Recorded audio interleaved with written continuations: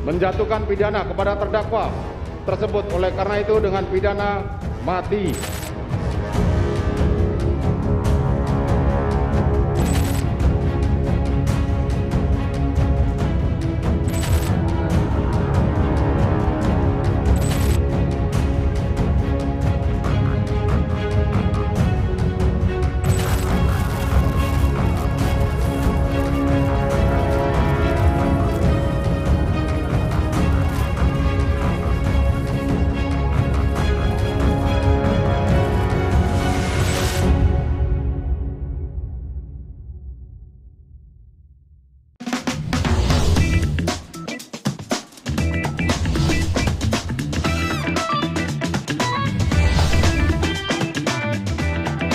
Livy on Point.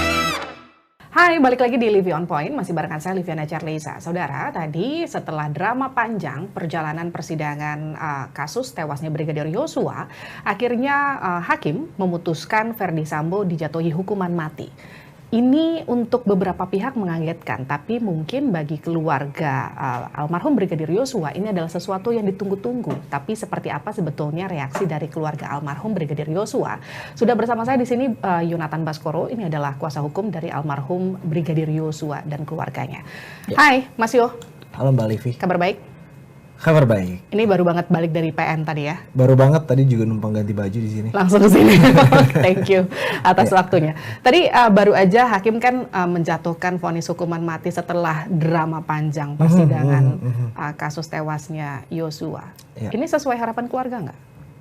Nah, ini penting saya sampaikan. Jadi memang harapan keluarga sejak awal kalau kita memperhatikan setiap kali orang tuanya dimintai pendapat, tentu memintanya itu adalah hukuman maksimal, yaitu hukuman mati memang. Nyawa balas nyawa gitu ya? Nyawa balas nyawa, karena ya kami dari kuasa hukum tentu tidak bisa membendung itu. Karena itu keluar dari hatinya sendiri, bagaimana luapan emosi seorang ibu maupun seorang ayah yang telah kehilangan anaknya pasti ingin yang setimpal, yang tadi seperti Mbak Livi bilang, nyawa harus dibalas dengan nyawa. Kami ini fokus di pembelaan dan pejuang hak asasi manusia, Mbak. Oke.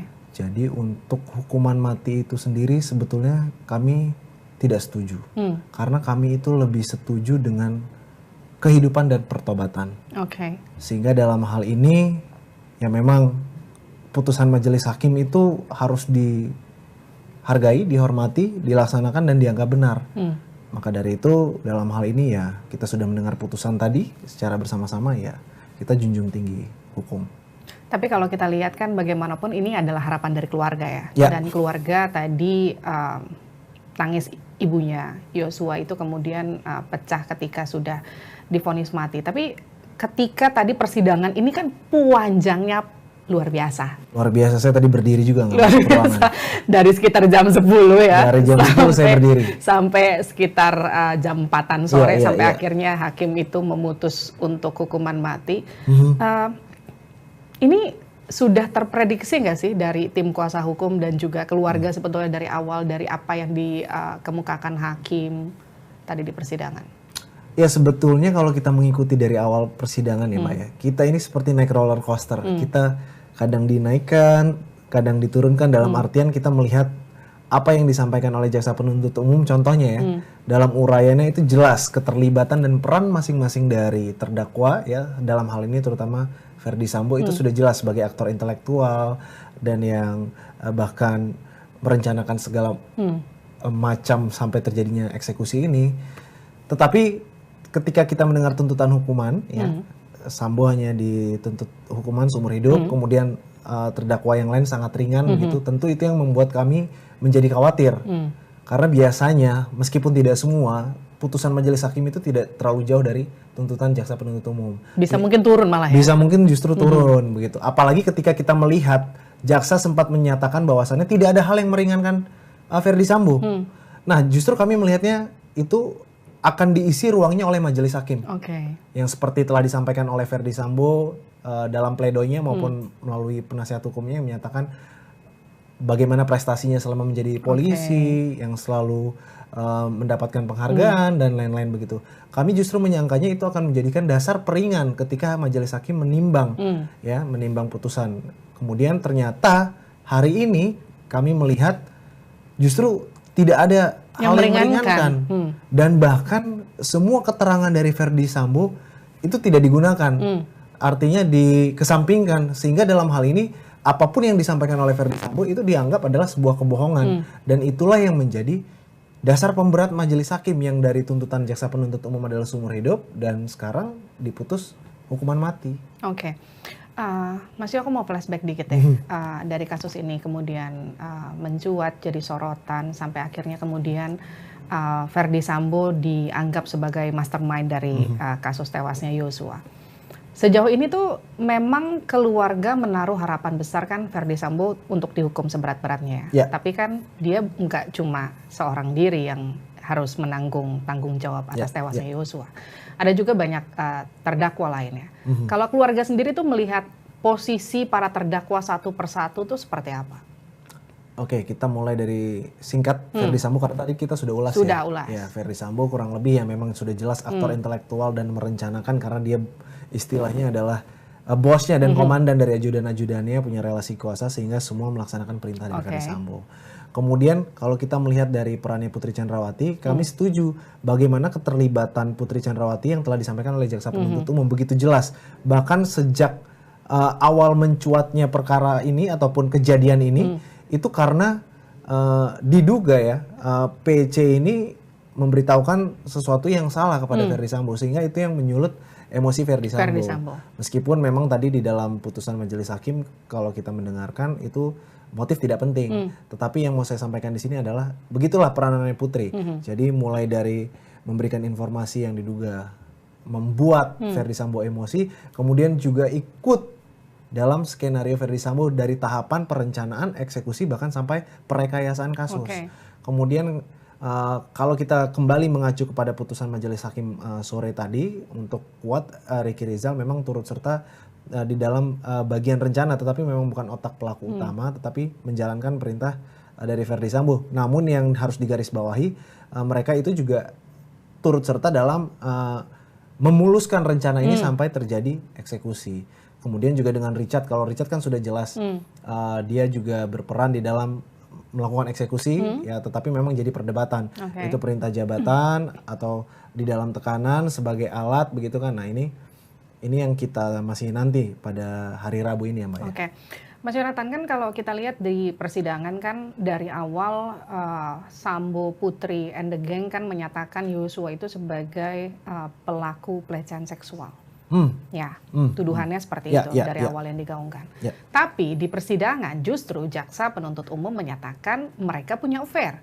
Jadi kalau saya bisa bilang sebetulnya dari kedua belah pihak ini di persidangan nama Yosua, sorry itu saya nggak ada bagus-bagusnya. Di sana dibilang jelek, di sini dibilang jelek. Tapi kan keluarga meminta ketika persidangan ini sudah selesai, coba tolong dong anak saya yang sudah jadi korban dipulihkan nama baiknya. Prosesnya kayak gimana tuh? Bisa nggak sih itu dilakukan? Baik, yang pertama terkait hal tersebut itu sudah terbantahkan semua. Sore tadi ya, setelah sekian lama konstruksi terkait dengan pelecehan seksual, pemerkosaan, pembunuhan karakter yang menyatakan almarhum ini adalah seorang yang memiliki kepribadian ganda, kemudian sering ke klub, punya banyak perempuan, kemudian bahkan dinyatakan sudah bosan di kepolisian dan ingin resign. Nah ini semua tadi sudah dibantah di dalam persidangan bahwasannya almarhum Yosua ini adalah pure yang merupakan korban pembunuhan. Jadi di dalam melakukan pelecehan itu tidak ada karena memang sudah tidak ada buktinya. Tidak terbukti, Tidak terbukti. Kemudian dalam hal ini yang ingin disampaikan juga adalah terkait dengan pemulihan nama baik tadi pertanyaannya ya. Tadi di putusan majelis hakim juga telah memulihkan nama baik almarhum Nofriansah Yosua Huta Barat. Namun dalam hal ini ganti rugi ya harusnya ada restitusi. Ya. Restitusi itu pengembalian hak keluarga ya, ganti rugi terhadap korban. Kemudian jika dimungkinkan itu juga harusnya negara melihat bagaimana keluarga kecil ini yang telah ditinggalkan oleh seorang anak laki-laki kebanggaan dan andalan keluarga, itu harusnya negara juga turun setidaknya memberi kompensasi lah kepada keluarga almarhum sebagai bentuk wujud negara ini peduli terhadap korban pembunuhan yang dilakukan oleh mantan jenderal yang sangat berkuasa juga di Republik ini. Oke, nah sebelum aku masuk lagi soal vonisnya lebih dalam lagi, aku mau ngebahas lagi soal tadi, soal keluarga. Ada juga salah satu tuntutan keluarga nih ketika ada isu rame soal rekening Yosua yang juga sempat ditarik oleh Verdi Sambo and the Gang. Ini gimana nanti kelanjutannya? Apa yang kemudian diharapkan oleh keluarga dan langkah selanjutnya seperti apa soal itu? Baik, jadi memang terkait dengan uang almarhum yang ada di dalam rekeningnya yang sampai sekarang kita itu juga belum tahu nominalnya berapa. Nominal aslinya karena isunya banyak ya kan? Betul, karena sampai sekarang itu juga kita tidak tahu. Tetapi yang mau saya sampaikan di sini, ketika kita melihat ternyata ada uang di rekening almarhum Yosua dan itu adalah rekening atas nama Yosua, otomatis sebetulnya itu adalah milik Yosua. Tetapi di dalam perjalanannya kan sempat dikatakan bahwasannya itu adalah uang untuk operasional belanja keluarga bulanan dan lain-lain. Oke lah, silakan berkata seperti itu, tetapi buka dong rekeningnya. Berapa sih ada di rekening almarhum itu? Karena saya meyakini biarpun di rekening almarhum ini hanya ada 1 juta, ada 500.000, 2 juta, itu kan haknya almarhum. Sehingga itu harus segera dikembalikan. Dan saya berharap, kalau saya sempat ngobrol dengan keluarga sudah sempat mengusahakan dan mengupayakan supaya uang itu cair, ya. Tetapi memang tanggapan dari pihak bank adalah menunggu perkara ini selesai. Jadi kita tunggu saja Mbak ini. Ini kan artinya akan 1-2 minggu ke depan sampai selesai semua. Sampai obstruction of justice juga selesai. Betul. Oke. Masuk lagi soal vonis hakim, vonis mati. Ini cukup mengagetkan sebetulnya ya. Karena meskipun keluarga berharap vonis mati, tapi kita kan justru bahasanya udah suuzon duluan nih, karena mikirnya jangan-jangan nanti bakal diringanin tuh, karena kan udah banyak banget isu yang beredar, bukan angka tapi bukan huruf tapi angka gitu, kemudian nanti akan begini karena kemarin jaksa aja dibilang masuk angin, jangan sampai kemudian nanti hakimnya masuk angin, kita kan semua udah mikir gitu dong, tiba-tiba jeng hukuman mati gitu kan, wah hukuman mati nih. Terus ketika keluarga kemudian ya kan memang ini harapannya dari keluarga, nyawa dibalas nyawa. Tapi gimana ngelihat ada juga pihak-pihak yang kalau tadi saya sempat baca rilisnya dari Sugeng IPW, dia menyatakan ini tuh hakim justru seperti yang tadi sempat Mas Yo katakan, tidak mempertimbangkan poin-poin yang meringankan buat Sambo. Tapi kemudian ini juga vonis hakim yang hanya memikirkan tekanan publik, dan hakim betul-betul terpengaruh atas tekanan publik, masifnya pemberitaan media dan segala macam sampai akhirnya jatuhlah vonis mati. Kalau Mas Yo sendiri, ini kan pasti ada buah si malakama dong, sebagai kuasa hukum tapi sebagai juga praktisi hukum di situ. Coba kasih pandangan ke kita, insight-nya gimana? Ya kalau dari kacamata saya melihat tadi sudah saya sampaikan ya, saya sebetulnya tidak setuju dengan hukuman mati ya. Karena tadi pertobatan lebih penting, kehidupan lebih penting ya daripada sebuah kematian begitu. Tetapi dalam hal ini ketika kita kembali melihat apa yang jadi pertimbangan majelis hakim ya, tadi sudah dijelaskan dengan sangat detail menurut saya sampai berapa jam itu kan. Nah di situ memang ternyata yang memberatkan itu adalah kebohongan-kebohongan yang dibuat oleh Sambo itu sendiri ketika seharusnya ada momentum untuk jujur begitu dan berkata sebenarnya, bahkan jika perlu membongkar semuanya. Nah inilah yang kita sayangkan. Andai kata Verdi Sambo ini mau membuka semuanya secara terang, tentu saya rasa justru vonis hari ini akan berbeda.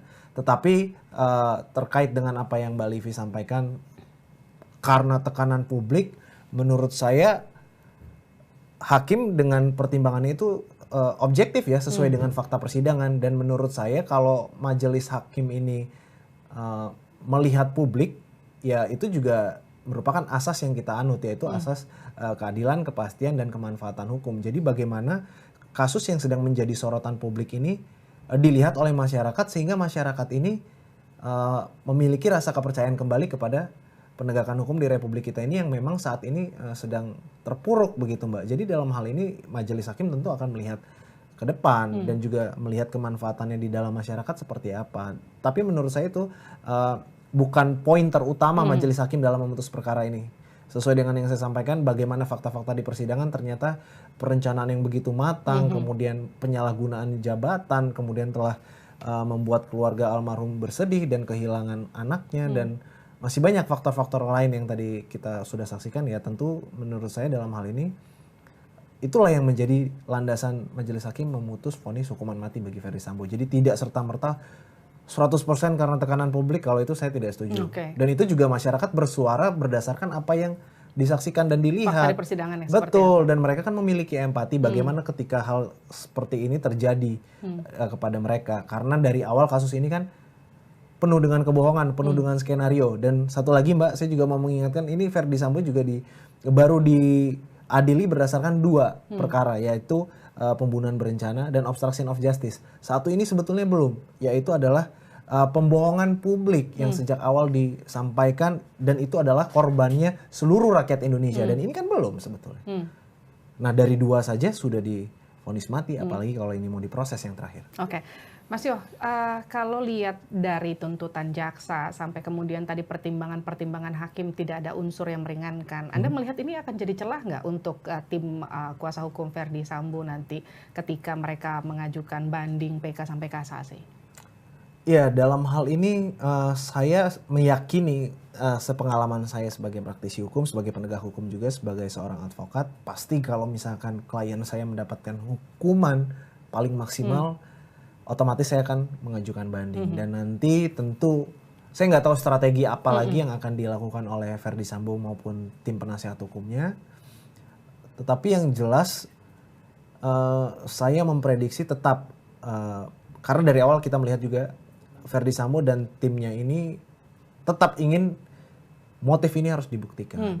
Dan itu tadi tidak terbukti di persidangan karena hakim tadi tidak menyebut itu. Itu sementara ini yang kita tunggu-tunggu sebetulnya, karena selain bicara soal siapa sih dalang utama dari tewasnya Yosua, siapa yang harus bertanggung jawab, hukumannya berapa sih, tapi kan publik juga menunggu-nunggu kenapa sih Yosua itu dibunuh, kenapa sih, karena dengan kasus yang dramanya sedemikian rupa ditunggu-tunggu, masyarakat kan pasti mau tahu kenapa sih sebetulnya, karena ketika kemarin jaksa penuntut umum menyatakan ada perselingkuhan, terus kemudian hakim tadi hanya menyebutkan putrinya sakit hati.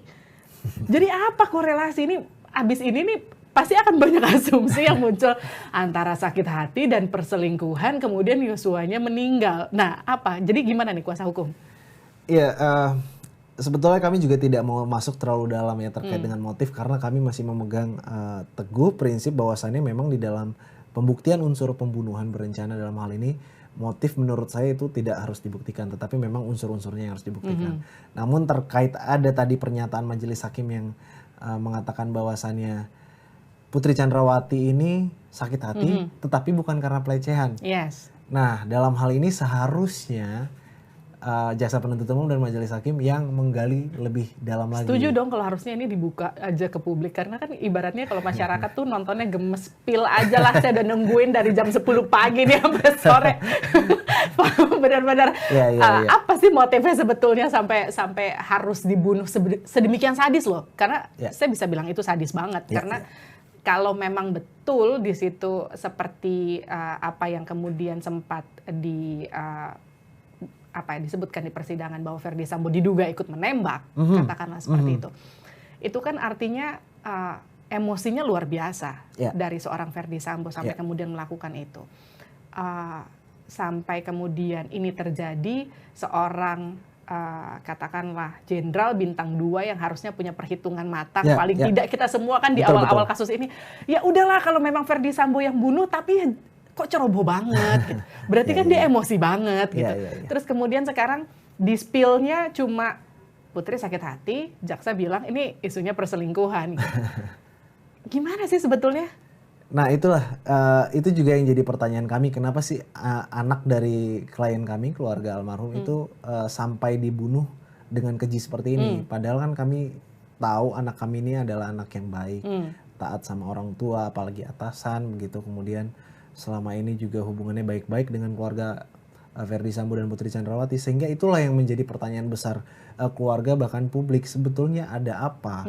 Kalau memang mau mencari motif atau yang melandasi hal ini terjadi, ya seharusnya kemarin di dalam persidangan kan banyak pun disebut-sebut yang katanya ada wanita menangis lah di rumah bangka, kemudian rekening juga belum dikembalikan semua. Nah itu seharusnya kalau memang serius mau menggali, coba galinya dari segala sisi. Namun kan hal tersebut tidak dilakukan karena saya di sini juga melihatnya jaksa penuntut umum dan majelis hakim sepertinya memang fokus pada pembuktian unsur Pembunuhan 340-nya ya? aja. Pembunuhan Begitu. berencana Saya ya? rasa begitu Mbak.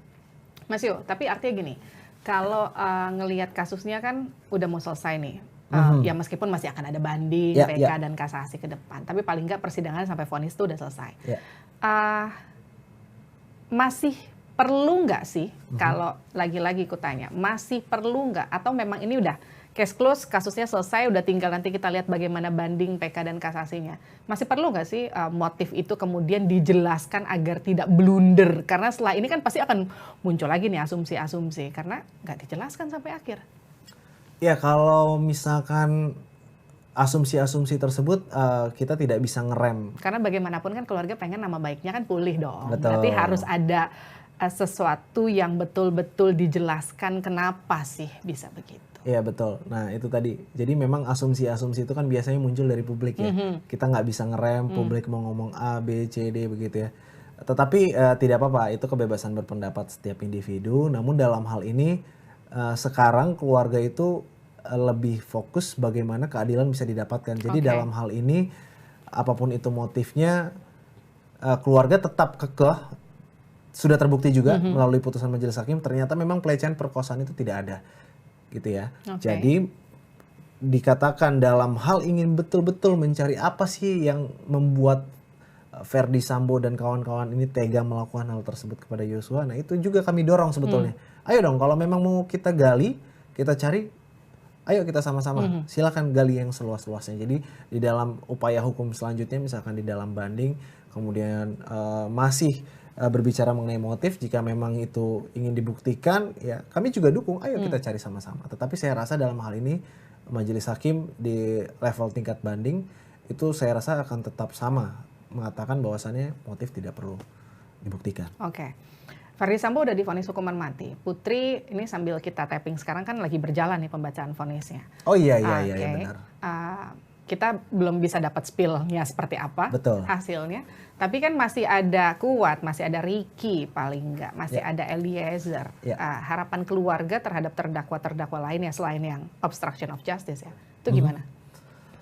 Ya, dalam hal ini masih ada Putri yang sedang berjalan, Ricky Rizal, Kuat Maruf besok, dan Richard Eliezer. Kalau kita melihat dari Putri Chandrawati, kemudian kita mendengarkan penjabaran majelis hakim tadi, itu dinyatakan bahwasannya semua yang disampaikan adalah omong kosong. Artinya Putri Chandrawati ini juga terlibat dalam yang tadi saya bilang sejak awal perencanaan, eksekusi sampai rekayasa. Termasuk juga dengan kebohongan-kebohongan yang ada di dalam persidangan. Yang seharusnya jujur agar mendapatkan keringanan tetapi alih-alih justru berkata bohong begitu. Sehingga dalam hal ini jika saya melihat vonis hari ini Verdi Sambo hukumannya adalah hukuman mati, menurut saya Putri Chandrawati akan jauh di atas tuntutan jaksa penuntut umum yang 8 cuma 8 tahun. tahun. Saya rasa akan jauh di atas ini. Jauh di atas itu. Jauh di atas ini. Itu juga berlaku kepada Kuat dan Ricky Rizal, terutama Ricky Rizal, karena Ricky Rizal kalau kita melihat pertimbangan di Verdi Sambo ini adalah polisi penegak hukum dan itu juga menjadi faktor yang memberatkan, termasuk Ricky Rizal yang juga merupakan seorang anggota Polri, sehingga itu juga akan memberatkan. Kemungkinan juga Ricky Rizal akan lebih tinggi dari tuntutan 8 tahun. Kalau Kuat ini saya melihatnya ya antara 8 tahun atau berapa, tetapi setidaknya tidak lebih rendah daripada Ricky. Tidak lebih rendah daripada tidak lebih tinggi. Tidak lebih tinggi benar. Karena kan yang polisi Ricky. Tidak lebih tinggi daripada Ricky. Saya rasa begitu. Kemudian kalau Richard Eliezer ketika disampaikan ternyata konstruksi pola pikir majelis hakim juga menganggap keterangan Richard Eliezer itu memiliki nilai ya dalam artian value-nya ada, bisa dipercaya begitu. Sehingga dalam hal ini saya meyakini Richard Eliezer akan mendapatkan hukuman atau vonis di bawah dari seluruh terdakwa. Oke. Ya. Kalau untuk obstruction of justice? Kalau dari obstruction of justice kita lihat ya memang banyak sekali tuntutan yang begitu variatif ya. Tapi paling nggak harapan keluarga gimana terhadap mereka? Oke. Kalau untuk mereka tentu jika nanti majelis hakim mengetuk palu dalam pertimbangannya juga sudah menjabarkan secara jelas bagaimana keterlibatan dan keikutsertaan mereka, katanya kan ada yang nggak tahu, ada yang disuruh, tapi kan yang kita ketahui kalau kita misalkan tahu ini CCTV punya orang, walaupun perintah siapapun ketika kita tahu kita ambil itu ada pelanggaran, tapi kan itu tetap dilakukan ya itu namanya pelanggaran. Jadi tidak bisa, menurut saya tidak bisa dibilang karena saya disuruh ambil itu jadi saya ambil, tapi kan itu kita sadar itu perbuatan yang tidak baik atau tidak pas dan melanggar hukum jika dilakukan oleh anggota Polri. Nah, dalam hal ini tentu kami juga berharap kepada seluruh terdakwa obstruction of justice itu bisa diputus oleh majelis hakim yang betul-betul adil, melihat bagaimana peranannya, keikutsertaannya seperti apa. Jadi saya rasa dalam hal ini keadilan masih bisa didapatkan karena hari ini sepertinya putusan majelis hakim itu mengobati seluruh luka di keluarga hati dan keluarga dan masyarakat. Jadi ada rasa optimisme itu bangkit lagi setelah vonis hari ini, Mbak. Setelah kemarin tuntutan jaksa yang dianggap masuk angin, kemudian sekarang vonis mati ini mengobati luka dan juga mewujudkan yang disebut rasa keadilan terhadap korban dan juga masyarakat. Begitu kira-kira ya? Iya, betul, Mbak. Kita masih harus nantikan karena masih ada banding nanti, masih ada kasasi, masih ada PK juga nanti yang akan mungkin pasti akan dilakukan karena hukumannya vonisnya mati.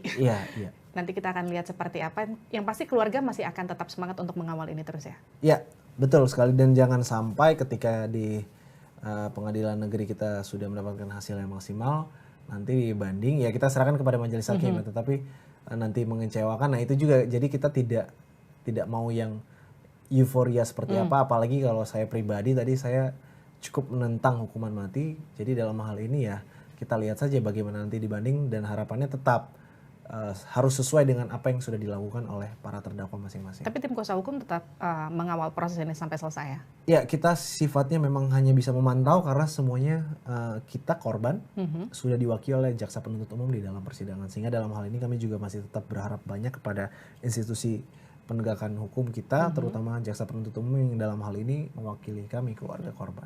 Oke, terima kasih telah bergabung bersama kami di Livie On Point, Mas Yonatan Baskoro. Itu dia tadi perbincangan saya bersama dengan Yonatan Baskoro di Livie On Point. Kita ketemu lagi di episode selanjutnya. Sampai jumpa.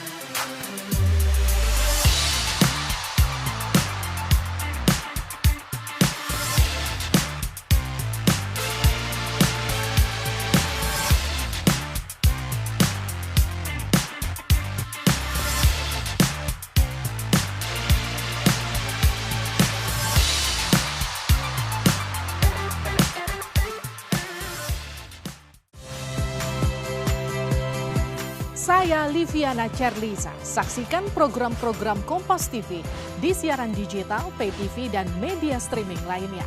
Kompas TV, independen, terpercaya.